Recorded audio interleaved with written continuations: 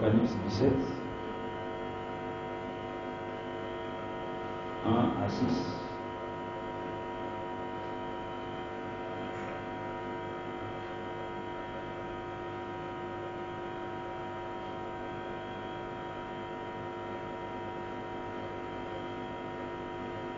Apocalypse chapitre 17, 1 à 6, je lis.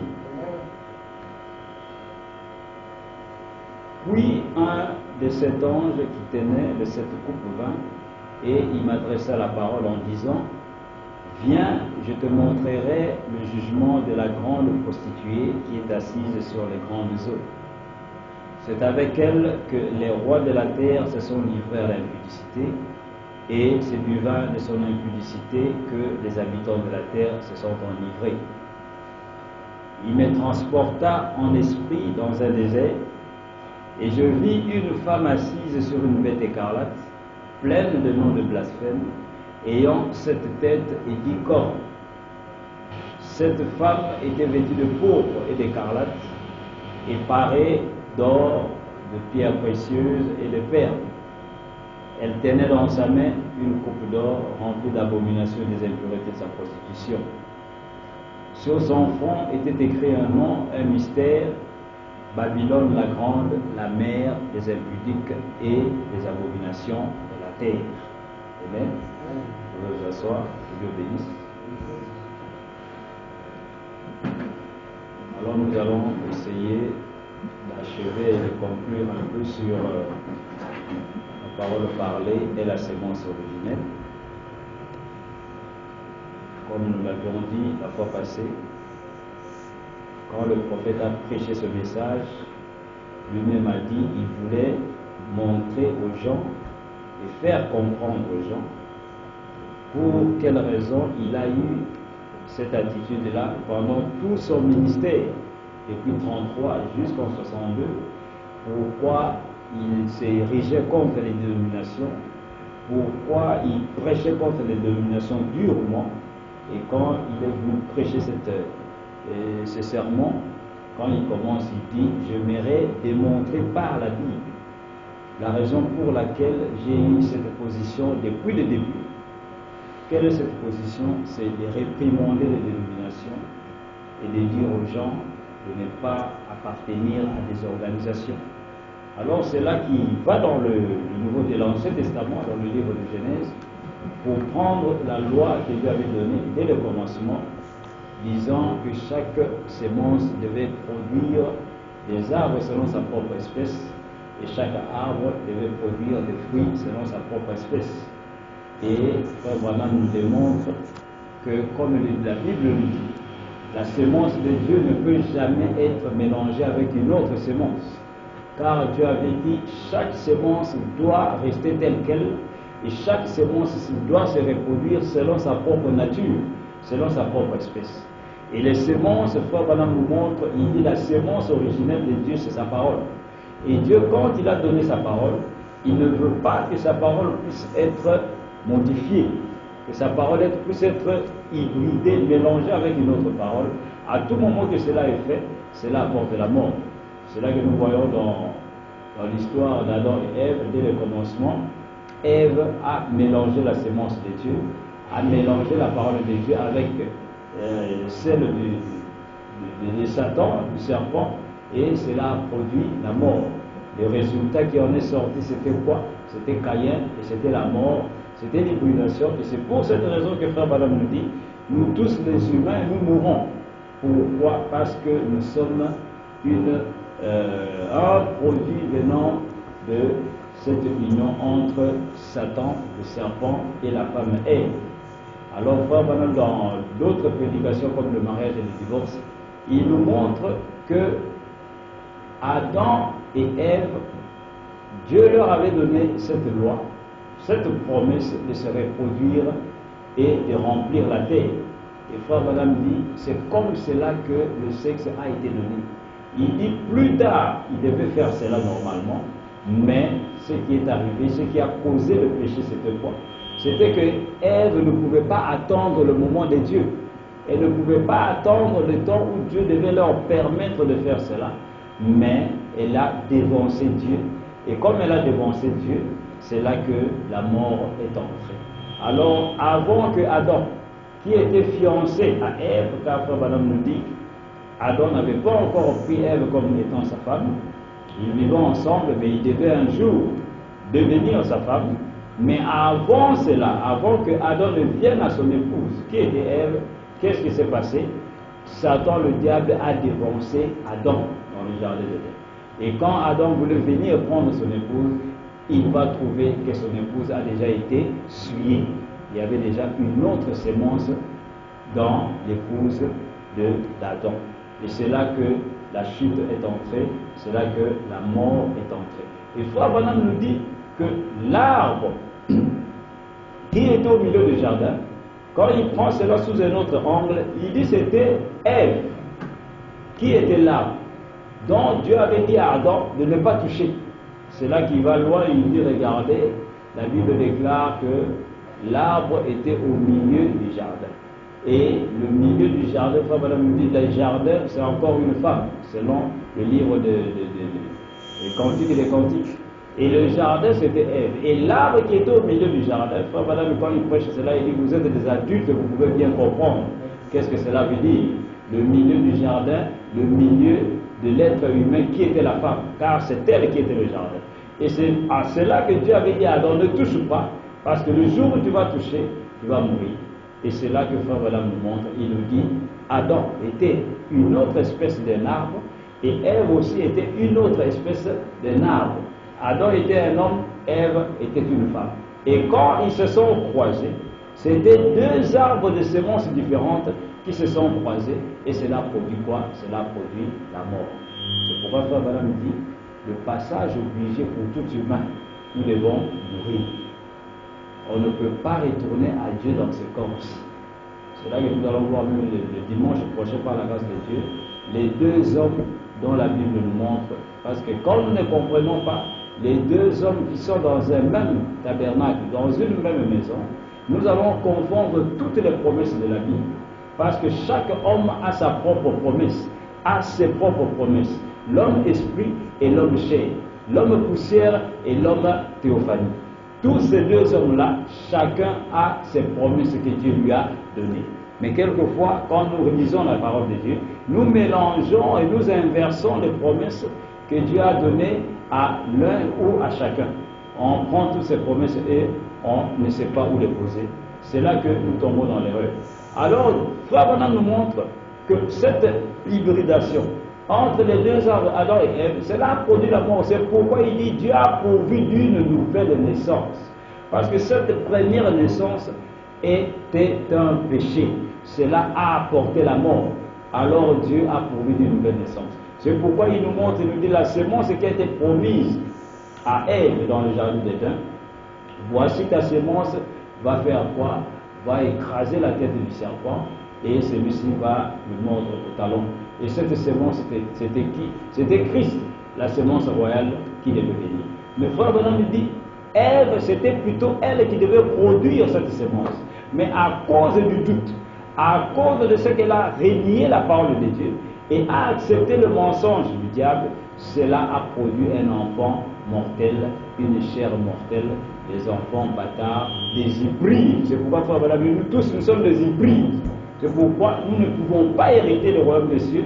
Nous sommes censés aller en enfer, mais Dieu a pourvu d'une nouvelle naissance afin que nous puissions naître de nouveau, non pas selon la volonté de l'homme, ni de la chair, ni du sang, mais par la volonté de Dieu, par la parole parlée. Car la parole parlée, c'est cela qui est la sémence originelle. Alors, ceci était un type et une ombre dans le jardin d'Éden. Voici Adam. Son épouse a fait quoi? Est tombée dans la prostitution. Son épouse a échoué.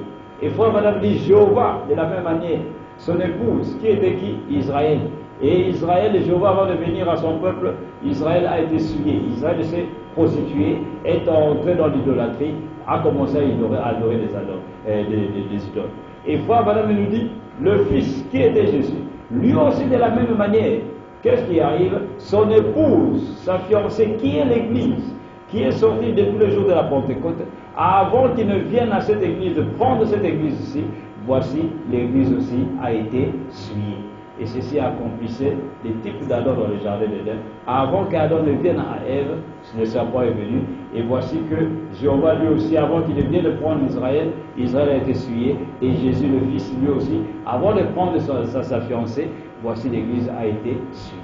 C'est là que nous trouvons cette Église dans le livre d'Apocalypse, qui est la mère, la grande, Babylone la grande, la prostituée, la mère de toutes les impudicités et la mère de toutes les prostituées. Ainsi, cette Église qui était née le jour de la Pentecôte, c'est cette Église-là qui va alors accomplir le type d'Ève. Qu'est-ce qui est arrivé à cette Église? L'Église s'est prostituée à Satan, avec le diable, a reçu une autre sémence, a reçu un mensonge du diable et a mélangé cela avec la parole de Dieu. C'est à ce moment-là que la mort est entrée. Et à quoi elle a donné naissance? Elle a donné naissance à des prostituées qui sont elles aussi des églises. Ainsi, l'union entre Satan et l'église, qu'est-ce qui en est sorti? C'est quoi? Ce sont les dénominations. C'est pourquoi Frère Branham nous montre, il dit, personne ne peut naître de nouveau en étant dans les dénominations, parce que les dénominations ne sont plus la parole originelle. Les dénominations sont devenues la mort, c'est la tombe, c'est complètement des tombeaux blanchis, mais à l'intérieur il y a des ossements desséchés. Ainsi, comme il n'y a pas la sémence de Dieu là-dedans, la sémence est complètement hybridée, cette sémence ne peut plus se reproduire. Ainsi, les dénominations ne peuvent pas donner la vie aux gens parce qu'elles n'ont pas la véritable sémence originelle. Et frère, vous nous dit, regardez, tout au long des âges, quand le diable va alors détruire cet arbre, il dit comme le pin, un arbre qu'on appelle le pin, qui ressemble au sapin. Cet arbre-là, il dit quand il est brûlé, il va jeter sa sémence quelque part. Et après, il va encore recommencer à germer, à revenir à la vie. Il dit, c'est là la promesse que nous avons dans Joël 2, où la Bible, le Seigneur a dit, je vous restituerai, je vous redonnerai toutes les années que le Gélec, la sauterelle, les asiles et le Kazam, cette grande armée que je vais envoyer contre vous, tout ce qu'ils ont dévoré, moi je restaurerai. Et Frère Branham nous montre, il nous dit, Dieu a gardé cette petite épouse tout au long du chemin, quoi qu'elle a été détruite, mais Dieu l'a gardée et Dieu va la ramener au temps de la fin. Et cette petite épouse, elle ne tombera plus jamais, car le Seigneur viendra prendre une église sans tache ni ride, ni quelque chose de semblable, une église vierge. C'est pour cette raison. Frère Branham nous montre les trois femmes qui ont reçu la promesse, qui ont reçu la sémence, mais deux n'ont pas pu produire l'enfant sémence. Pourquoi? Parce qu'elles avaient douté à la parole. Quelle était la première femme? C'était qui? C'était Sarah. Sarah a reçu la promesse du Fils. Elle devait produire l'enfant Jésus. Mais comme elle avait douté de la promesse, qu'est-ce qui est arrivé? Cela s'est transformé en une sémence charnelle qui était qui? Qui était Isaac. Et voici Agar, elle aussi, va recevoir la sémence, mais elle va aussi produire une sémence par le sexe, une sémence charnelle, et elle va produire un renégat, un âne sauvage, comme la Bible l'appelle, et elle va produire Ismaël. Mais quand cette parole va trouver une terre fertile, que chaque sémence produise des arbres selon sa propre espèce, cette sémence qui a été prononcée, qui est la parole originelle, va alors un jour trouver une terre fertile qui ne va pas douter à la parole, et c'est à ce moment-là que la sémence a produit l'enfant originel, l'enfant sémence, l'enfant parole parlée, qui était qui? Qui était Jésus. C'est pourquoi Jésus-Christ ne pouvait pas être autre chose que la parole, parce qu'il était la parole originelle. C'est pourquoi Frère Branham nous dit, seule la sémence originelle peut donner la vie éternelle. Une sémence qui n'est pas originelle ne peut jamais donner la vie éternelle, parce qu'elle est mélangée. C'est pourquoi il nous montre dans le naturel, à chaque fois qu'on fait une hybridation, on mélange les sémences, l'enfant qui sort, les résultats qui sortent de cette union, cet résultat-là, cet enfant ne peut plus se reproduire, il est toujours stérile. Pourquoi? Parce qu'il y a une hybridation, et c'est la mort. Et c'est là que dans le spirituel, Dieu voulait nous montrer comment les gens, tout au long des âges, vont prendre la parole originelle de Dieu et vont vouloir ajouter des choses à cette parole, ou vouloir retrancher des choses à cette parole. Et à chaque fois que cette chose-là est faite, qu'est-ce que cela produit? Cela produit la mort. C'est pourquoi tout au long des âges, les gens ont raisonné la parole de Dieu. Les gens ont mélangé à la parole de Dieu leur propre credo, leur propre raisonnement, leur propre savoir. Ils ont ajouté cela à la Bible, ils ont ajouté cela à la parole pour faire dire à la parole ce qu'elle n'a pas voulu dire. Alors, qu'est-ce qui en résulte? Qu'est-ce qui sort de là? C'est une hybridation et c'est la mort complètement. Et comme ils sont aveugles, ils n'arrivent pas à voir cela. Et ils continuent comme cela, croyant qu'ils ont la vérité, mais pourtant, c'est la mort. Pourquoi frère Branham nous montre et nous dit, regardez, c'est pourquoi dans mon ministère, j'ai toujours essayé d'informer les gens, j'ai toujours dit aux gens d'être loin des organisations, des dénominations. Pourquoi? Parce qu'elles n'ont pas la véritable sémence originelle, elles n'ont pas la véritable parole, elles ont produit quoi? Elles ont produit un produit dérivé, une sémence morte qui n'a pas de vie, un grain de blé qui est tellement beau à la vue physiquement parlant, mais à l'intérieur, il n'y a pas de sémence, il n'y a pas de vie, il n'y a rien du tout, ce n'est que la mort. Et ainsi nous voyons les dénominationnels, frères et sœurs, les dénominationnels, ces gens-là ont regardé à la parole de Dieu. Quand le Seigneur Jésus-Christ est venu apporter sa parole, ils l'ont écouté, mais ils n'ont pas voulu réellement prendre toute la parole du Seigneur. Ils se sont mis à ajouter des choses par eux-mêmes parce qu'ils voulaient un évangile qui pouvait leur plaire, un évangile qui pouvait s'accorder à leur propre nature. C'est pourquoi le Seigneur, quand il est venu, il leur a dit, votre tradition, vos traditions rendent la parole de Dieu sans effet. Pourquoi? Parce que les gens ont ajouté les traditions dans la parole, ou ils ont pris la parole pour que la parole puisse s'accommoder à leur tradition. Ah, nous, chez nous, quand les jumeaux naissent, on doit faire une cérémonie, on doit prendre je ne sais pas quoi, les os d'un lion, mettre cela dans un bassin, et on va les laver pour qu'ils puissent être forts. Et pourtant, c'est des croyants. Et pourtant, ce sont des gens qui croient en Dieu. Et à force de faire cela, même le pasteur vient à la maison, et il fait cela avec ses enfants. On lui apporte ces jumeaux-là. Et avant de dire au Seigneur, on va d'abord les laver avec des ossements d'un lion. Et ça devient dans la coutume, ça entre dans la parole. Et à chaque fois que l'homme fait ces choses, c'est quoi? C'est la mort. Dieu n'est plus là, Dieu est complètement ailleurs. Et c'est là que nous voyons. Frère Branham, quand il est venu, il nous montre que la parole de Dieu étant la sémence doit être plantée. Et quand la sémence, qui est la parole, est plantée, pour que cette sémence puisse venir à la vie, il faut qu'il y ait la pluie. La pluie doit arroser les sémences. Et il nous dit la pluie qui tombe, c'est quoi? C'est l'esprit. C'est pourquoi Paul nous dit la lettre tue, mais c'est l'esprit de Dieu qui vérifie. La parole écrite est une sémence. Mais il faut que la pluie de l'esprit tombe afin de vérifier cette parole, afin que la parole puisse germer et donner la vie. Sans cela, cela ne va pas germer. C'est ce que Frère Branham appelle la dynamique et la mécanique. Il dit, vous pouvez avoir la mécanique, mais quand il n'y a pas la dynamique, cela ne va pas donner du feu. Il dit, vous pouvez avoir une voiture, et la voiture est là, vous regardez la voiture, elle est belle, ainsi de suite. Mais quand vous entrez, vous démarrez, s'il n'y a pas d'essence dans le moteur, il n'y aura pas de feu. La voiture ne va jamais démarrer. Il faut mettre la dynamique qui est l'essence avec la mécanique qui est la voiture elle-même, et les deux ensemble, alors cela produit quoi? Cela produit le feu, et vous allez entendre un frombissement, la voiture va démarrer.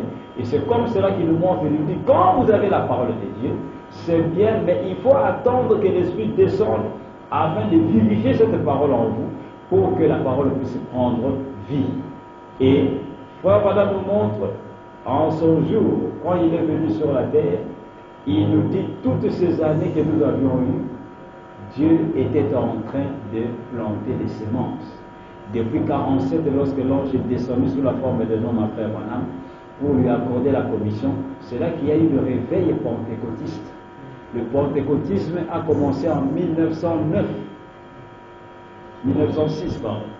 En 1906, en Californie, à Azusa, la rue Azusa, C'était dans une petite église de Noirs américains qui louaient Dieu.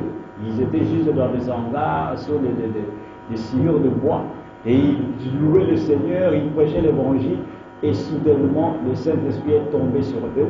Ils se sont mis à parler en langue, ils se sont mis à se rouler par terre, ils ont eu des sensations exactement comme ça a été au temps de Pierre là-bas à Jérusalem. Et c'était quoi? C'était le retour, frère Madame nous dit, le retour des dons dans l'église. C'était encore la Pentecôte. Car l'âge de la Odyssée que vous voyez, c'est l'âge de la Pentecôte. Pourquoi? Parce que depuis l'âge de la Pentecôte, l'âge d'Éphèse là-bas, au temps de Paul, au temps de Pierre, au temps des apôtres, au temps de 120 personnes, quand le Saint-Esprit est tombé, c'était le 50e jour après la résurrection de Jésus. Amen.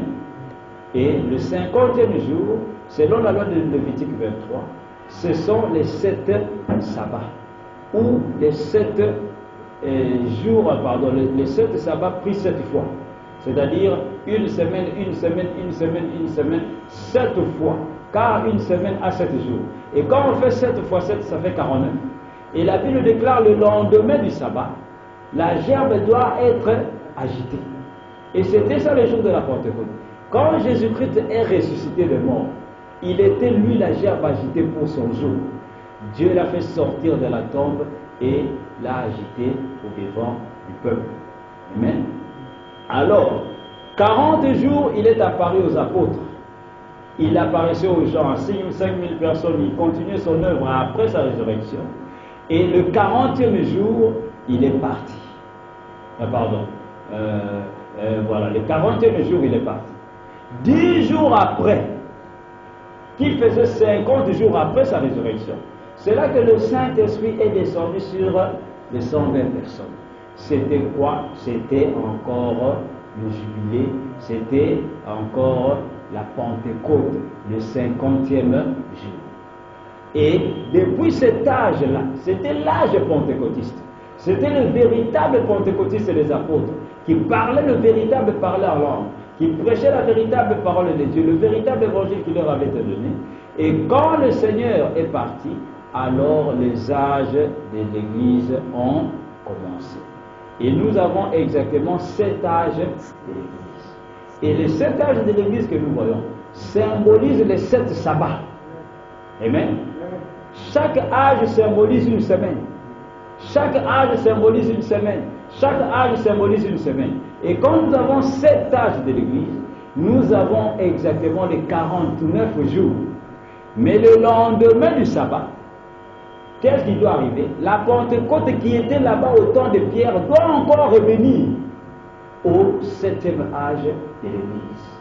C'est là que Frère Branham appelle l'âge de la Odyssée l'âge pentecôtiste, le retour des dons dans l'Église. Car tout au long des âges, la colonne de feu avait disparu, les grands miracles ont disparu.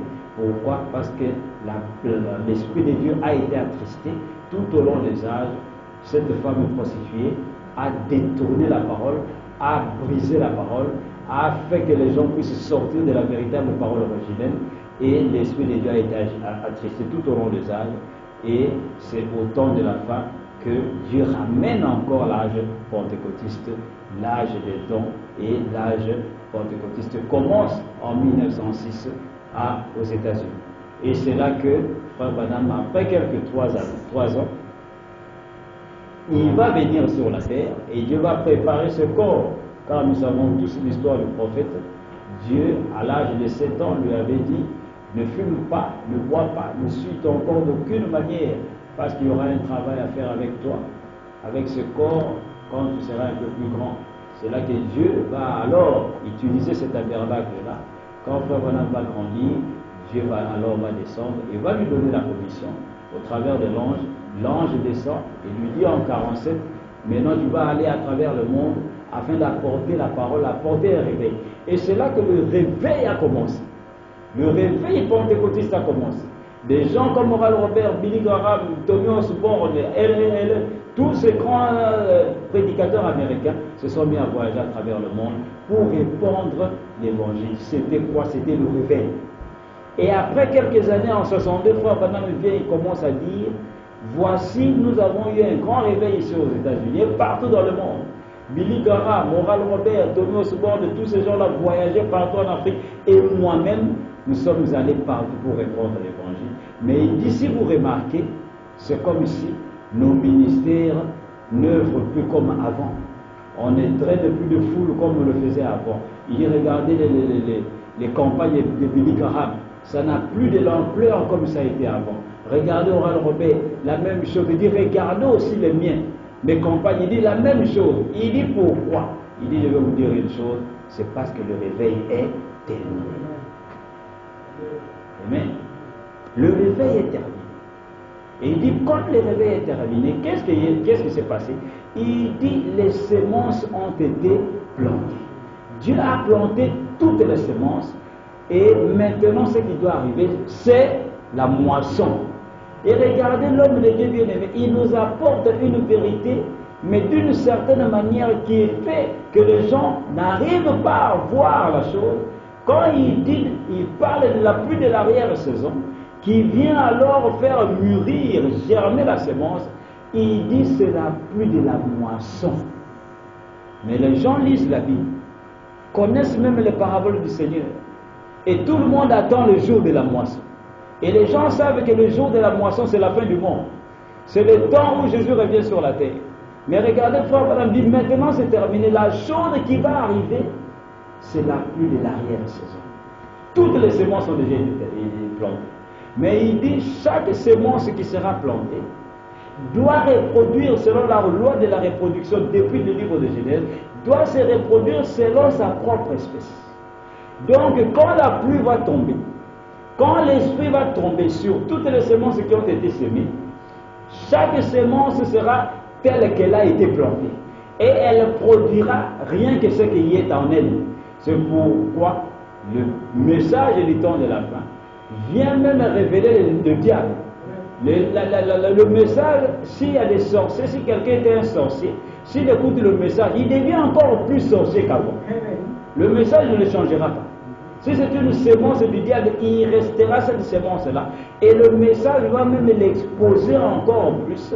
Il va encore aller plus loin dans sa sorcellerie. Mais venons écouter le message. Amen. Pourquoi? Parce que chaque sémence doit produire des fruits selon sa propre espèce. Donc c'est là que Frère Balaam nous montre, dit, regardez, il y a trois personnages. Conformément à Genèse 18, il y avait deux messagers qui sont descendus avec Dieu lui-même, avec Elohim, pour apporter la parole à qui? À Abraham. Et il dit aujourd'hui, ce type-là est accompli dans Oral Robert et Billy Graham. Ces deux messagers-là, il dit, c'est M. Oral Robert et Billy Graham. Et regardez, là où Elohim est apparu, c'était devant les chaînes de Mamré, où Abraham s'est reposé, et les deux messagers sont apparus. Et si Frère Balaam nous dit qu'aujourd'hui, Oral Robert et Billy Graham sont ces deux anges qui étaient descendus avec Elohim, alors ne nous attendons pas à voir Elohim dans un autre pays. Hein? Ah! Il y a une autre situation, Frère Balaam dit, nos trois visiteurs, aujourd'hui cette écriture est accomplie, il dit nos trois visiteurs doivent être déjà là. Les trois visiteurs qui ont visité Abraham, en ce temps de la fin, il dit, ils doivent déjà être là. C'est pourquoi il nous dit que tous les types et toutes les paraboles de la Bible sont rendues manifestes ici devant nous. Et ainsi nous voyons qu'il dit, Oral Robert a planté ses semences, les semences pentecôtistes, Billy Graham les semences dénominationnelles, et il dit, Christ aussi a planté sa propre sémence. Maintenant, la chose qui reste, c'est la pluie de l'arrière-saison. Car dans le naturel, quand les mamans, les femmes vont faire le champ et elles vont planter des arachides, quand elles plantent des arachides, après quelques jours, Frère Balaam dit, selon les saisons, il y a une pluie qui va tomber. Cette pluie va permettre aux semences qui ont été semées de commencer à germer. Et elles vont commencer à germer petit à petit, petit à petit. Et il dit, après quelques mois, il doit y avoir une dernière pluie, qu'on appelle la pluie de l'arrière-saison. La pluie qui vient après la saison. Il dit, quand cette pluie vient, c'est pour faire mûrir les semences. C'est que la moisson est prête. Parce que c'est la dernière pluie qui va faire mûrir peut-être le maïs ou peut-être l'arachide. Et quand cette pluie-là tombe, les mamans savent maintenant, on doit récolter. Amen. C'est là que frère Madame dit, la chose qui reste, il disait ici en 62, il dit maintenant la pluie de l'arrière-saison va tomber. Alors faites attention. Mais quand cette pluie va tomber, chaque semence va se reproduire selon sa propre espèce. Et ainsi nous voyons bien aimé que le prophète essaie de nous montrer que ce type de jardin d'Éden s'est manifesté spirituellement parlant dans l'Église, où Dieu a une Église, où Dieu avait commencé une Église, mais le diable vient et va séduire cette Église-là. C'est cette Église que nous voyons dans Apocalypse 17. L'église mère, la mère des prostituées, Babylone la Grande, qui était au commencement, une femme, Jean, quand il voit cette femme-là, il était complètement étonné, il était surpris de voir une belle femme avec parée d'or, avec des bijoux, avec des habits écarlates, ainsi de suite, assise sur une bête écarlate, une bête de couleur rouge, et cette femme tenait dans sa main une coupe, et cette coupe était pleine de quoi? Des saints et des sangs, pardon, des saints. Et elle avait sur son front un nom de blasphème, un mystère, Babylone la Grande, la mère des impudiques et la mère des prostituées. Et Jean était étonné. Et l'ange lui dit, ne t'étonne pas, je vais t'expliquer le mystère de cette femme-là. Et la femme dans la Bible symbolise toujours une église. Ainsi, n'oublions pas cette femme, elle, la mère. C'est la première église qui a commencé. Mais cette église est appelée une prostituée, la mère même des prostituées. Et quand nous lisons dans le livre en français, nous voyons que prostituée est au féminin. Ce qui veut dire qu'elle a donné naissance aux églises aussi, à des filles qui doivent aussi être des églises, non pas des hommes. Donc elle est la mère des prostituées, mais elle est appelée Babylone. Pourquoi elle est appelée Babylone? Le nom Babylone n'a pas commencé dans le Nouveau Testament. Babylone, on la retrouve dans l'Ancien Testament, depuis le livre de Genèse. On retrouve Babylone au milieu de la Bible et on retrouve encore Babylone dans le livre d'Apocalypse. C'est dans Genèse 11 que nous trouvons l'histoire de Babylone. Qu'est-ce qui est arrivé à Babylone? Quand le roi Nimrod est venu, et n'oubliez pas, Nimrod était celui qui est sorti de la lignée de Cush, de la lignée de Caïn au travers de Cush, c'est-à-dire le petit-fils, arrière-petit-fils de qui? De Caïn. Et c'était lui qui était devenu le premier grand roi sur la terre. Et il a bâti une grande ville qu'on appelait Babel. Et ce nom Babel-là veut dire confusion. C'est là l'origine du nom Babylone. Et quand il a bâti cette ville, il a construit des grandes tours. Il a appelé tout son peuple, leur disant, nous allons bâtir une tour pour voir si réellement Dieu est là au ciel. Et cette ville était une grande ville, une ville puissante. Et Nimrod était un homme très puissant. Et Nimrod, toutes les villes qui étaient aux alentours venaient payer ce qu'on peut appeler aujourd'hui des taxes à cette ville-là qu'on appelle Babylone. Pourquoi? Parce que c'est Babylone qui gouvernait toutes les autres villes qui étaient aux alentours. Ils avaient une grande armée, ils étaient avancés dans la science, ils avaient tout de telle manière que toutes les autres villes étaient des petites villes qui dépendaient de Babylone. Alors ils ont bâti une grande tour. Et quand ils ont bâti cette grande tour, Dieu est descendu. Quand il a regardé, il a dit, mais ces gens sont fous, et il les a détruits. Et quand il les a détruits, il a changé complètement leur langue, leur langage. Chacun parlait une langue que l'autre ne pouvait pas comprendre. Et des millions de gens comme cela ont été dans la confusion. C'est ça l'origine de Babylone. Et Dieu les a dispersés. Et ils sont partis à cause de l'œuvre qu'eux-mêmes voulaient bâtir. Et quand ils bâtissaient Babylone, Frère Branham dit, regardez, c'était la lignée des Caïns qui les premiers ont eu la connaissance des briques. De fabriquer des briques, fabriquer du ciment, construire des maisons. Pourquoi Frère Branham dit, des gens trop intelligents, des gens qui connaissaient trop la science. Ils maniaient l'or, fabriquaient des armes chimiques et toutes ces choses-là. C'est la semence du cerveau. Ils sont trop intelligents. Et ils se sont mis à bâtir ces maisons. Et Frère Branham dit, regardez, la tour de Babel, quand ils se sont réunis, il a réuni tout le peuple et ils bâtissaient pierre sur pierre. Et les pierres qui formaient la maison, qui formaient la tour de Babel, chacune d'elles a été attachée à l'autre par quoi? Par du béton, par du ciment. Amen. On met comme on conçoit aujourd'hui, pour ériger un mur, vous devez mettre du ciment sur une brique, poser une autre brique, mettre du ciment, poser une autre brique, et cela forme quoi? Forme le mur, forme la maison. Et c'est comme cela qu'ils étaient en train de bâtir Babel, la tour de Babel. Et Frère Branham dit, regardez, cela nous montre quelque chose. Pour quelle raison? Il dit, cette tour-là, les pierres, ce sont des hommes. C'est vous et moi. Et c'est vous et moi, pardon. Et les hommes, ces pierres-là, pour qu'ils puissent s'attacher, être ensemble, s'organiser entre eux, il faut qu'il y ait quelque chose qui les unisse. Mais qu'est-ce qui les unit? C'est du ciment. Et le ciment, c'est eux-mêmes qui ont fabriqué cela. Alors, pour garder les pierres ensemble, qui sont des hommes, eux-mêmes ont fabriqué quelque chose. C'est le ciment.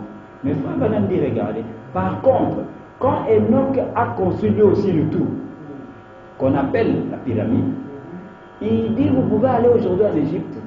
Il dit, la chose la plus étonnante, c'est que ces gros blocs de pierre qui ont été superposés l'un sur l'autre, au milieu, entre les blocs de pierre, il n'y a pas de ciment, il n'y a pas de béton, il n'y a rien du tout. Pourquoi? Pour symboliser la véritable union de Dieu qui nous unit, non pas par des choses fabriquées par l'homme, non pas parce que vous allez avoir, venez ici, on va vous donner une maison, vous allez aussi prêcher comme nous, on vous donnera un salaire, il y aura des boules de foufou, c'est-à-dire des choses que les gens eux-mêmes fabriquent pour garder les gens ensemble, afin de dire non, nous allons bâtir une église, nous allons être ceci et cela. Mais par contre, Dieu de son côté unit chaque pierre par des choses invisibles, qui est quoi? Le baptême du Saint-Esprit. C'est ce qui nous unit, la parole de Dieu. C'est cette chose-là qui nous met ensemble afin que nous puissions devenir un tabernacle de Dieu, une maison de Dieu, l'épouse du Seigneur Jésus-Christ. Donc nous voyons bien aimé, c'est depuis là-bas. Ainsi, pourquoi alors dans le livre d'Apocalypse on appelle cette femme la Babylone? Parce qu'elle fait la même œuvre que Nimrod avait faite là-bas. Nimrod était sur son trône.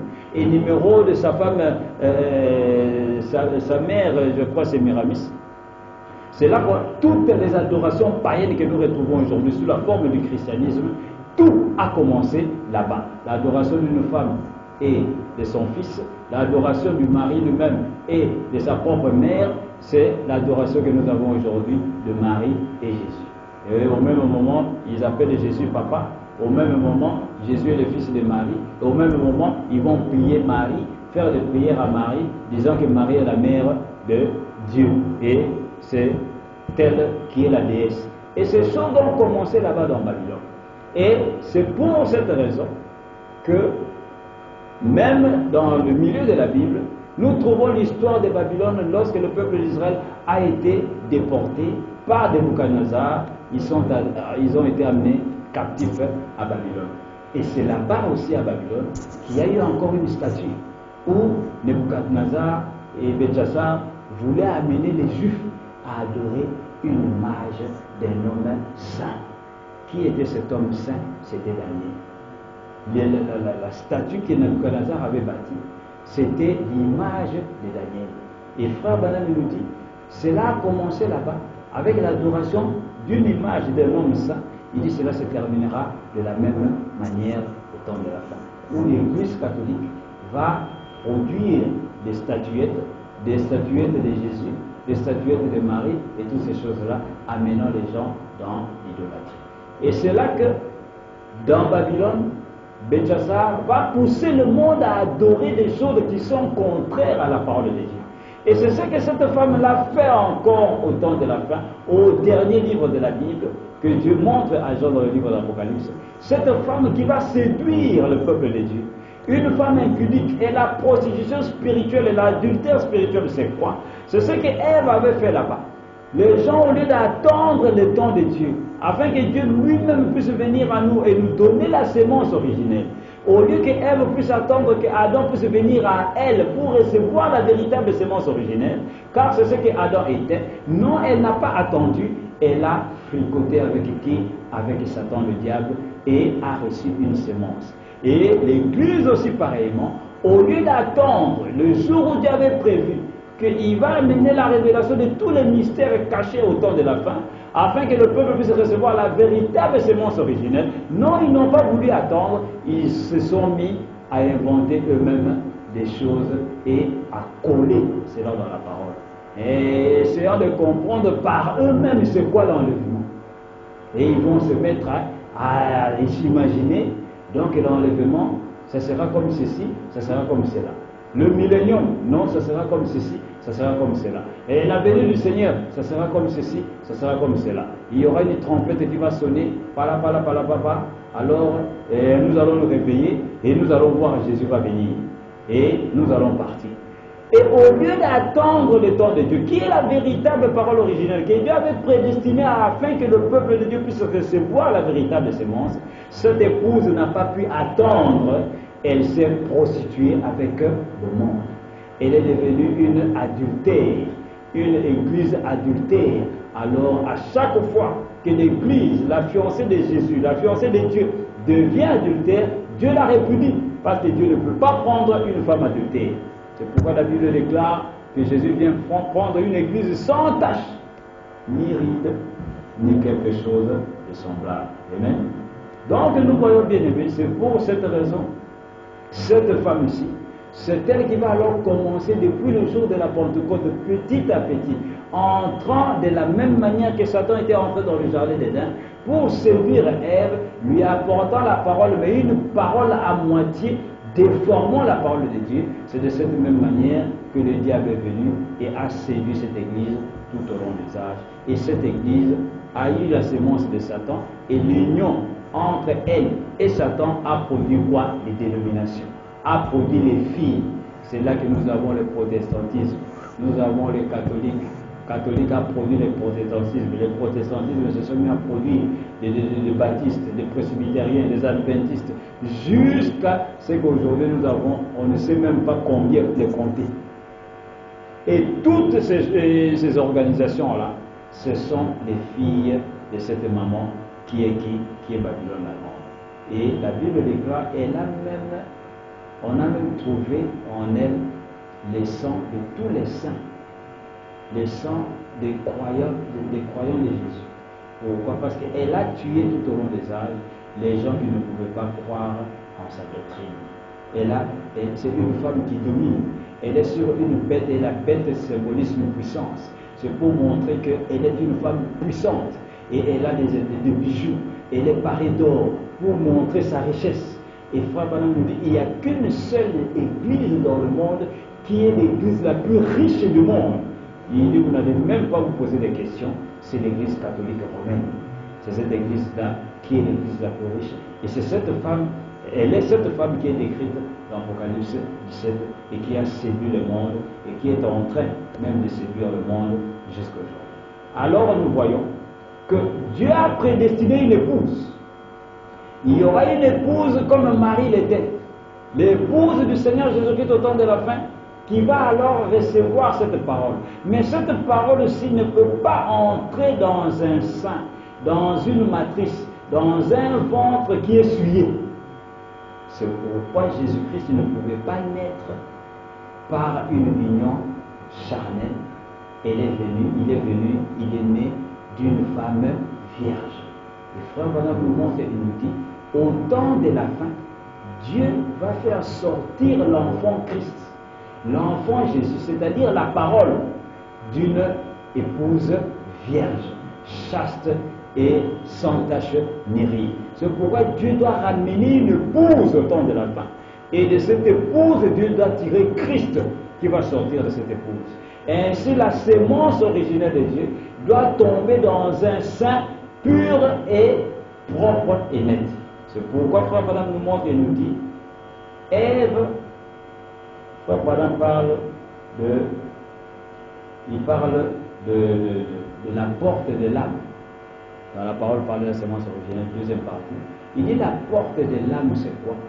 Il dit c'est le sein. Le sein, il dit c'est la pensée. Il dit Ève dans le jardin d'Éden avait deux seins, c'est-à-dire deux matrices, là où elle pouvait recevoir la sémence. Et il dit la première matrice, le premier sein, c'était quoi? C'était la pensée. L'erreur que Ève avait commise, c'était quoi? C'était d'écouter Satan. Le serpent lui parlait et premièrement, elle a reçu la parole de Satan où? Dans sa pensée, qui est quoi? Qui est le sein d'une femme. Et cette parole, quand elle a pénétré dans sa pensée, il dit alors, après cela s'est manifesté dans la chair. Et l'acte a été commis. C'est pourquoi tout péché vient premièrement où? De la pensée.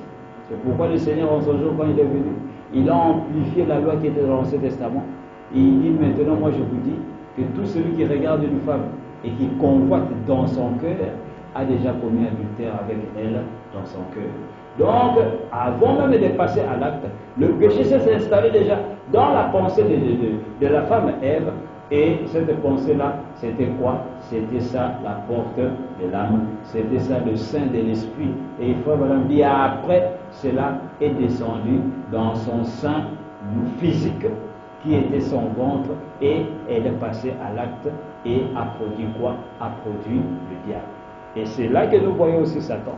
Quand il vient entrer dans l'église, il commence juste comme un antichrist, juste comme avec une petite doctrine, le nicolaïsme, infiltrant, sémant sa pensée dans l'église petit à petit, jusqu'à ce que les gens se sont détournés de la véritable parole et se sont mis à adorer des idoles, des chapelets, des petites croix, ainsi de suite, portant des croisettes, portant des effigies de Marie, allant dans des rivières, ainsi de suite, pour faire des cérémonies, ainsi de suite.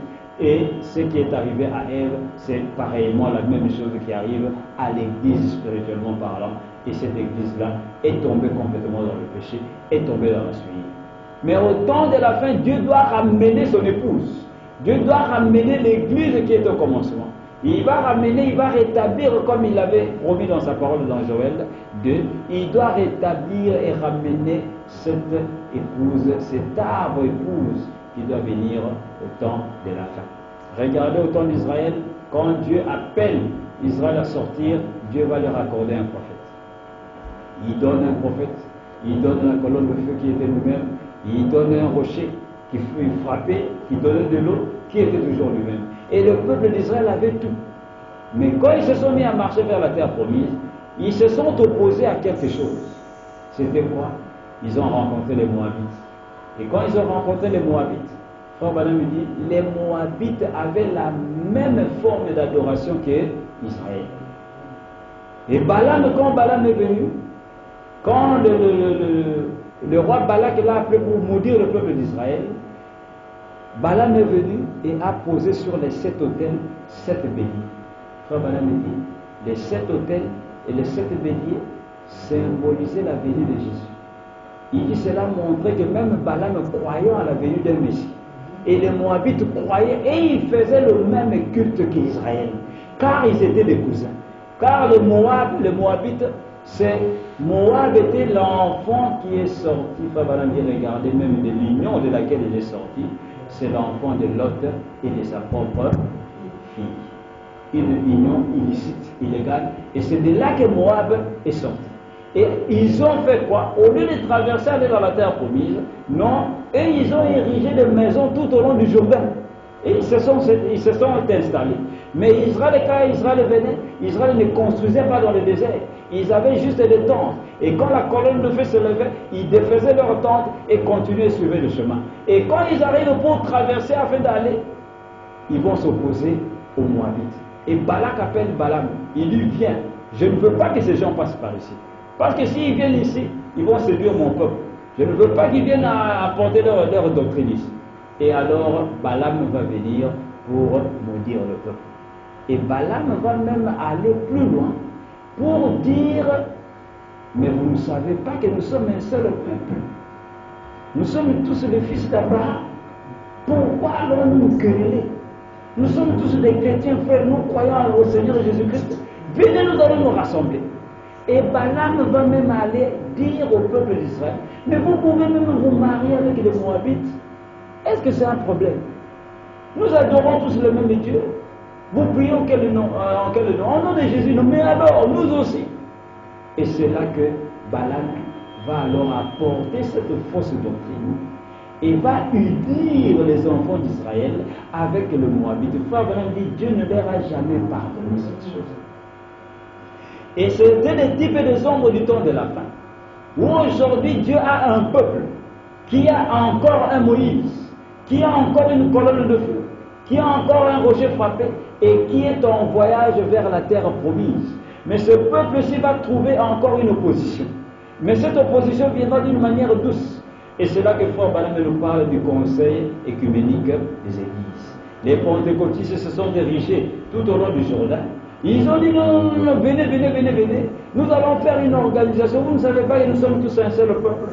Venez, bien aimés, on va se rassembler. Nous sommes tous un. Nous adorons tous au nom de Jésus-Christ. Venez, on va se rassembler. On va aller louer le stade de Modibo. On va faire des campagnes ainsi de suite. Comme ça, on aura beaucoup de membres dans notre église. Venez, frères, nous devons enflammer Mali parce que nous sommes tous un peuple. Mais ils n'étaient pas tous un seul peuple, bien aimé. Les Moabites n'avaient pas la colonne de feu avec eux. Les Moabites n'avaient pas un Moïse avec eux. Les Moabites n'allaient nulle part. Mais Israël avait un prophète. Israël avait la confirmation d'une colonne de feu. Israël avait les rochers frappés, la parole qui donnait de l'eau. Israël allait vers quelque part. Et aujourd'hui, en ce temps de la fin, la même chose. Dieu a une épouse. Dieu a un peuple qui est en train de voyager, qui doit aller quelque part. Mais il y aura une séduction. C'est pourquoi Frère Branham dit, sortez de ces choses. Le conseil écuménique des églises, il dit, ces gens-là vont se rassembler pour vous dire, nous sommes tous un seul peuple, venez, nous allons tous être ensemble, mais il dit, faites attention, c'est une ruse du diable. Et c'est cela ce qu'on appelle la marque de la bête. Et qui fait cela? C'est cette femme-ci qui va alors séduire le monde pour dire aux gens, rassemblons-nous. Regardez sa dernière visite aux États-Unis. Et il est allé d'une manière rusée, comme il est toujours rusé, très subtil. Il ne va pas dire les choses clairement, ouvertement, mais il va confier cela à un pasteur pentecôtiste pour dire, rassemble les gens, rassemble-les, et nous allons voir les problèmes de nos frères et sœurs homosexuels dans l'église. Parce que ce sont nos frères. Nous devons savoir comment gérer les choses. Il ne faut pas se conformer à ce que les gens disent. Et c'est comme cela que toutes les églises, Frère Branham dit, ils vont entrer dans cette organisation, les conseils écuméniques des églises, et ils vont vous fermer la porte. Si vous n'êtes pas comme eux, si vous ne croyez pas comme eux, ils vont vous mettre à la porte. Et il dit, il y aura un temps, il y aura ce qu'on appelle un boycottage, c'est-à-dire les conseils écuméniques des églises dans le monde entier, ils vont se rassembler. Et tout celui qui ne va pas appartenir à cette organisation, s'il s'appelle une église, ils ne vont pas le recevoir. Ils vont, si vous n'avez même pas de papier, on va vous arrêter. Frère Branham dit, de telles petites églises comme vous ici, Branham Tabernacle, il dit un jour ils vont fermer vos portes. Ils ne vont pas vous recevoir. Et Frère Branham continue, il dit, c'est pourquoi j'ai toujours été rejeté. C'est pourquoi ils m'ont toujours rejeté. Ils m'ont traité de tous les noms. Il dit, mais nous savons que si notre Seigneur a été appelé Belzébul, s'il a été appelé prince des démons, qu'en est-il de ses serviteurs? Donc nous voyons, bien aimés, c'est la chose qui se passe et nous sommes en plein dedans en ces temps de la fin. Et ces choses ont commencé depuis là-bas, au temps même de vous, Frère Branham était encore vivant. Il dit, voyez-vous, la chose a déjà commencé ici aux États-Unis. Ils ont déjà des bâtiments, ils se sont déjà rassemblés. Il dit, regardez, c'est ce qu'ils vont faire et ils vont faire la pire des choses, croyant qu'ils sont en train d'adorer Dieu, mais pourtant ils seront en train d'adorer le diable sans le savoir. Le conseil écuménique des églises, les pentecôtistes, les presbytériens, les témoins de Jéhovah, tous ces gens-là, ils n'ont pas la même doctrine, mais ils vont tous se rassembler et ils vont devenir un seul bloc. Pour faire quoi? Leur seul but, c'est de combattre l'épouse du Seigneur Jésus-Christ. c'est de lui barrer la route. Et ils vont créer leur propre Balaam pour dire non, ne laisse pas ces gens passer ici. Non, non, non, nous ne voulons pas de ces gens ici. Non, non, non, on ne veut pas. Non, non, non, non. On a entendu parler que partout où ils passent, là, il y a eu un feu qui les suit. Ça, c'est de la magie. On ne veut pas les voir ici. Non, non, non, nous ne voulons pas coopérer avec ces gens-là. Et c'est la chose qui se passe en ce temps de la fin. C'est pourquoi Frère Branham démontre et dit, regardez, c'est ça la sémence du diable. Et nous devons rester avec la parole originelle de Dieu, car la parole de Dieu originelle a été promise, car Frère Branham dit, l'épouse du temps de la fin est une épouse prédestinée et elle ne pourra jamais être séduite. Pourquoi? Parce que cette épouse-ci sera la parole elle-même, la chair de sa chair, os de ses os. Celle-là était tombée, Frère Branham dit, cette épouse ne tombera plus jamais. Pourquoi? Parce qu'au temps de la fin, Dieu avait prédestiné une épouse qui doit venir et recevoir la parole. De la même manière que Marie, n'avait jamais douté à la promesse qui lui avait été faite par l'ange Gabriel. Et quand il était descendu, il dit, cette même épouse au temps de la fin recevra la parole originelle de Dieu et va alors produire l'enfant Christ au temps de la fin. Et donc nous voyons, frères et sœurs, cette parole, c'est une parole terrible. C'est ça la sémence de Dieu. La parole parlée est la sémence originelle. Et le prophète de Dieu nous dit, regardez en Israël, quand Dieu délivrait Israël en Égypte et qu'il avait envoyé Moïse, un prophète bien confirmé, par la colonne de feu, par la nuée, par tous les signes dans la main, ainsi de suite. Mais quand il est allé en Égypte pour alors accomplir ce signe, qui était de preuve afin que le peuple Pharaon puisse comprendre que réellement ça vient de Dieu, je dois laisser ces gens partir. Mais quand il arrive au devant de Pharaon, Pharaon va se moquer même des signes que Dieu avait donnés à son prophète. Pharaon va dire, mais Moïse, toi tu viens me montrer ces choses. Tu crois que ça c'est la preuve que réellement tu es un Dieu. Moi je vais te montrer que nous aussi, les Égyptiens, nous pouvons faire la même chose que ton Dieu fait. Et c'est là qu'il va appeler ces deux sorciers quand Moïse jette le bâton. Et il dit à Aaron de jeter le bâton, et le bâton va se transformer en serpent. Voici, mon Pharaon va appeler ces deux sorciers. Eux aussi vont faire la même chose, mais à la fin, Dieu va prouver qu'il était Dieu. Le bâton de Moïse, le serpent de Moïse va alors complètement avaler les deux serpents qui étaient manifestés par ces deux sorciers qui étaient jamais ces gens-là. Et Frère Branham dit, qu'est-ce qui s'est passé? Il dit c'était une imitation. C'était l'opposition de Satan. Quand Moïse disait de mouches, eux aussi disaient de mouches. Quand Moïse disait des crapauds, eux aussi disaient des crapauds. Mais il est arrivé à la troisième fois, des ulcères. Frère Branham dit, ils pouvaient eux aussi apporter des ulcères, mais ils ne pouvaient pas ôter cela. Et ils sont arrivés à un point où ils ne pouvaient plus aller plus loin que Moïse. Ils se sont arrêtés quelque part. Ils sont allés voir Pharaon, ils ont dit, ça c'est les doigts de Dieu. Nous on ne peut plus. C'est pourquoi Frère Branham dit, ne suivez pas un aigle de Dieu quand il s'envole dans les airs. Il dit, il y a un niveau où l'aigle de Dieu atteint, le vautour qui va le poursuivre. Le vautour, il a la même apparence que l'aigle. Il a la même envergure d'aile que l'aigle. Il peut même voler comme l'aigle vole. Mais il y a un niveau où l'aigle atteint que le vautour ne peut jamais atteindre. S'il atteint là-bas, Frère Branham, il va exploser, il va se désintégrer complètement. Pourquoi il dit? Parce qu'il n'a pas été créé à atteindre ces hauteurs-là. Et Frère Branham voulait nous montrer la parole au temps de la fin, où il y aura des limitations qui viendront. Les gens vont essayer d'imiter un prophète. Ils vont essayer d'imiter Moïse. Et c'est ce que nous voyons aujourd'hui. Nombreux sont devenus de 8e, 9e, 10e messagers, voulant imiter le prophète de Dieu. Quand il y a une petite cérémonie, par la grâce de Dieu, la colonne de feu apparaît, il devient Dieu.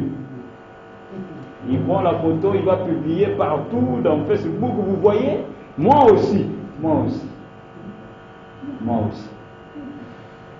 Hein? Et il va sortir de sa position. Un petit pasteur quelque part, Dieu t'a établi. Et voici que Dieu vient pour te fortifier. Et alors lui, il va aller au-delà de cela pour dire, voici, tu ne vois pas la colonne de feu, donc moi maintenant je suis moi aussi un prophète. Et il va faire des adeptes. Et il va se mettre à prêcher des choses qui ne sont même pas dans la parole. Pour faire quoi? Pour vouloir se faire quelqu'un. C'est pourquoi Paul dans la Bible disait la connaissance enfle. Abraham dit, quand la connaissance de Dieu vient à vous, faites attention, c'est le moment de se rabaisser. C'est le moment de s'humilier. Car au fur et à mesure que Dieu vous révèle la parole, si vous voulez qu'il puisse aller plus loin avec vous, il dit que c'est à ce même instant qu'on doit encore s'humilier, devenir encore plus petit.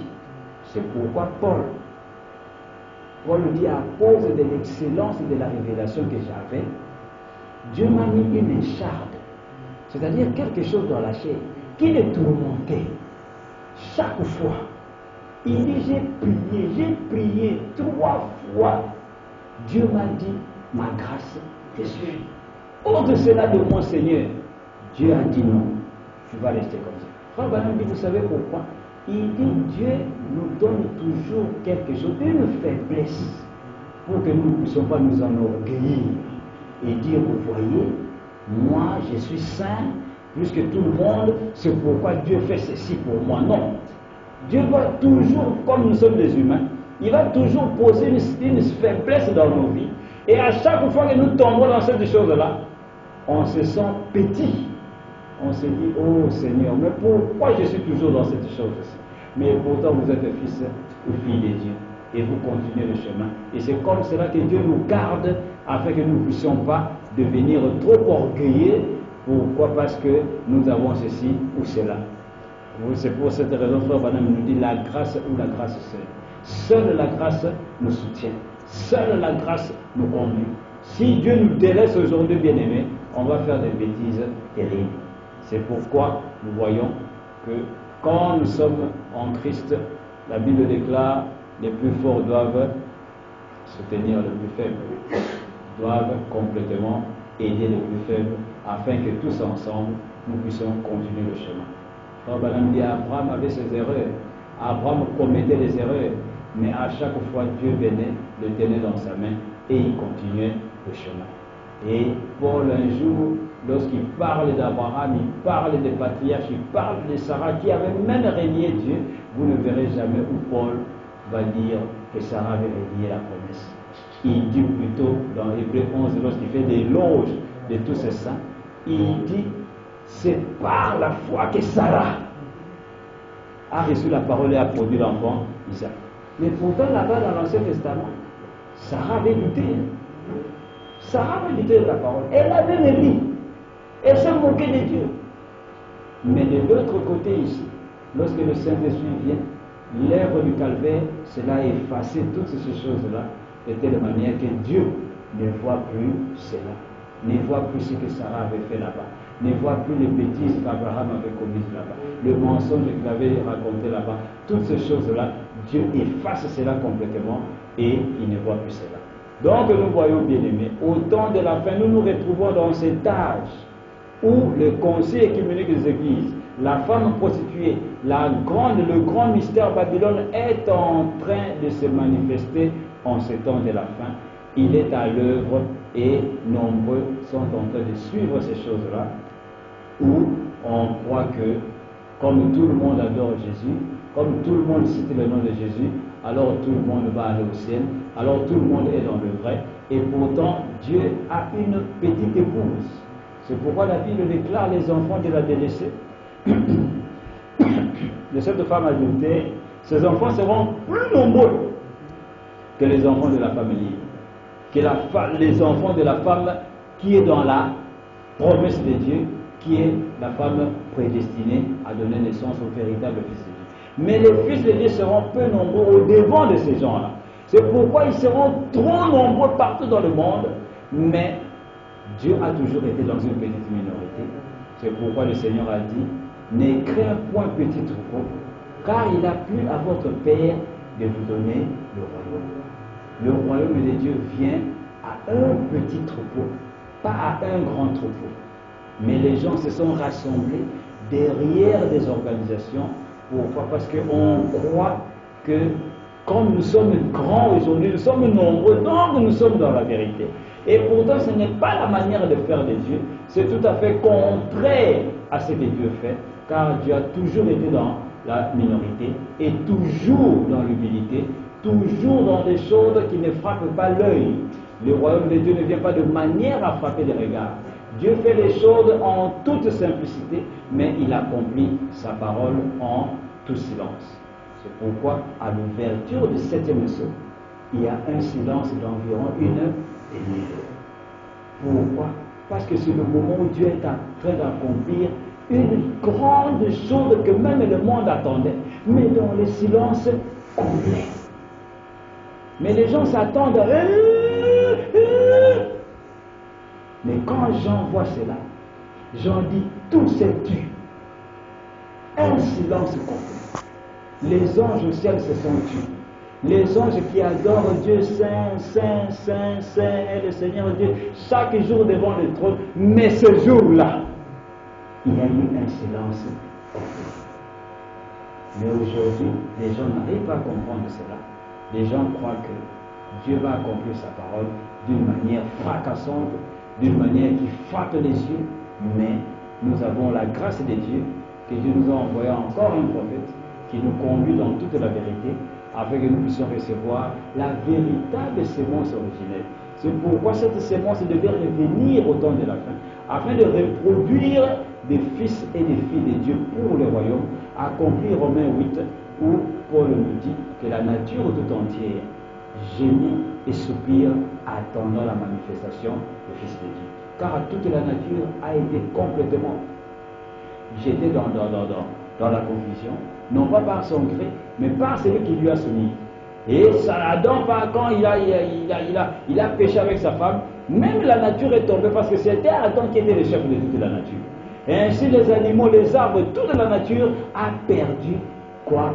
L'héritage que Dieu nous avait accordé. Et maintenant la nature attend la restauration d'Adam. Que notre chef puisse revenir à sa position première, afin que toute la nature puisse dire, puisse soupirer, dire, nous sommes arrivés. Et c'est la manifestation des fils et des filles de Dieu. Mais qui doit produire cela? C'est la parole originelle de Dieu. Aucune autre sémence ne peut produire de fils et de filles originels si ce n'est la parole qui est la sémence originelle de Dieu. C'est pourquoi au temps de la fin, la parole qui a été détruite tout au long des âges, Dieu doit ramener la parole originelle au temps de la fin, qui est la sémence, afin qu'il puisse planter encore cela, pour que cela puisse germer et produire des enfants sémences, des enfants paroles, des enfants paroles parlées. Mais tout au long des âges, ceux qui n'ont pas pu attendre ont mélangé leurs semences avec les diables et ont produit quoi? Des dénominations. Et toutes ces dénominations, c'est quoi? C'est la mort. C'est pourquoi nous voyons l'importance du message au temps de la fin. Frère Branham voulait juste montrer de plusieurs manières et de plusieurs façons qu'aujourd'hui nous sommes censés recevoir un message. Nous sommes censés recevoir un prophète. Mais les gens ne comprennent pas. Pourquoi? Parce qu'il n'y a pas la révélation. Ils ont tellement été mal enseignés, ancrés dans les choses du monde, que nous croyons la vérité. Frère Branham dit à chaque fois que quelqu'un écoute un mensonge, ce mensonge-là finira par être la vérité pour lui. Et il va se mettre à croire que c'est comme ça. Ça doit être comme ça. Quand ceci va s'accomplir, ça doit être comme ceci. Pourquoi? Parce qu'on lui a dit cela. Quand tu parles la langue, tu vas aller au ciel, tu as le Saint-Esprit. Et pourtant, ce n'est pas cela la vérité. Et on va inculquer ces choses aux gens. C'est pourquoi Frère Branham dit, quand la véritable parole vient, les gens ont du mal à sortir alors de là où ils étaient, dans l'erreur où ils étaient, pour alors croire à la vérité qui est toute simple. Mais le mensonge qu'on leur a enseigné, ce sont des choses entourées de toute beauté.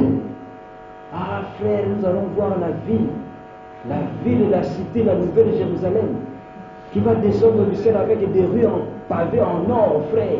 Ce jour-là, quand ça descendra, nous allons nous envoler dans les airs comme des anges. Et nous allons rencontrer notre Seigneur dans les airs. C'est tellement beau. Ils ont embelli cela avec des belles paroles, avec des belles prédications, un français raffiné, un anglais raffiné, avec des belles églises. Comment quelqu'un peut croire que ce monsieur-là nous raconte un mensonge? C'est pourquoi Madame dit, regardez, lorsque Caïn et Abel adoraient, quand Caïn regarde l'adoration d'Abel, il a fait Il dit pourquoi? Parce qu'il dit à Abel, peut-être il n'avait pas encore l'usage des couteaux. Abel avait pris peut-être une pierre et martelé le cou de l'agneau. Il dit les sons giclaient, il avait des sons partout sur lui. Il dit une adoration bizarre. Et Caïn de son côté, quand il regarde, ce type, il est bizarre. Hein? Comment il peut martyriser un animal comme ça? Et lui, il rangeait ses oranges là, calmement. Il prend les airains, il met ici, il prend les bananes. Un bel hôtel, très propre. Mais quand Dieu descend, avec toute cette beauté-là, Dieu dit, je ne suis pas dans ces choses-là. Et regardez en plus, Dieu lui dit, fais comme ton frère, et je vais t'accueillir. Mais Caïn regarde, non, non, non, non. Moi, je ne peux pas adorer comme ceci. Ah bon? Mais c'est cela la véritable adoration. C'est pourquoi Frère Branham dit, notre adoration, notre religion, c'est la religion du sang. Là, sans le sang, il n'y a pas de pardon de péché. C'est pourquoi Frère Branham dit, Dieu doit se faire chair. C'est pourquoi il dit, la parole faite chair est l'expiation du péché. C'est ce qui ôte le péché du croyant. Car la femme a au puits, ses péchés lui ont été pardonnés. Ce n'est pas qu'elle est allée dans une synagogue et on a fait des jeûnes et des prières. On lui a dit de réciter Psaume 135 et 40 fois, ou de jeûner 40 jours. Non! Elle a juste reconnu ce qui est au-devant d'elle. La parole faite chair. Et quand elle a reconnu cela, tous ses péchés ce jour-là lui ont été pardonnés. Et elle a reçu la vie éternelle. Frère Branham dit, une expiation vivante. Quand on voit la parole de son jour au temps de la fin, c'est ça qui ôte le péché. Nous ne sommes plus de pécheurs, car nous avons cru à la vérité. Et c'est ce qui nous fait entrer dans le ciel, dans le paradis. Amen. Que Dieu bénisse.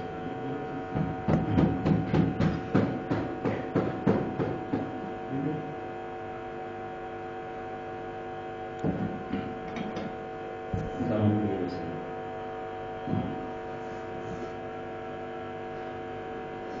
Éternel Dieu, nous allons te remercier ce soir, Seigneur Dieu, pour ce moment que tu as voulu nous accorder. Nous remettons notre départ en tes mains, notre retour en tes mains. Sois avec chacun de nous, protège chacun de nous et aide-nous, ô Dieu, Père, à chaque fois que nous étudions ta parole, que cette parole puisse être ancrée dans nos âmes, afin que cela puisse produire la vie en nous, ô Dieu, que nous puissions réellement comprendre le jour dans lequel nous sommes en train de vivre, que nous puissions sortir du monde, ô Dieu, et que cela puisse changer notre entendement spirituel, que nous puissions renverser tous nos raisonnements, ô Dieu, et entrer en toi, Christ, la parole, afin de marcher avec ta parole, Seigneur. Bénis cette petite assemblée que tu as établie en ces lieux, afin que ton peuple, ô Dieu, prédestiné à la vie, puisse écouter ton message, que tu puisses les appeler par puissance, que tu puisses ouvrir les fenêtres des cieux pour chacun de nous.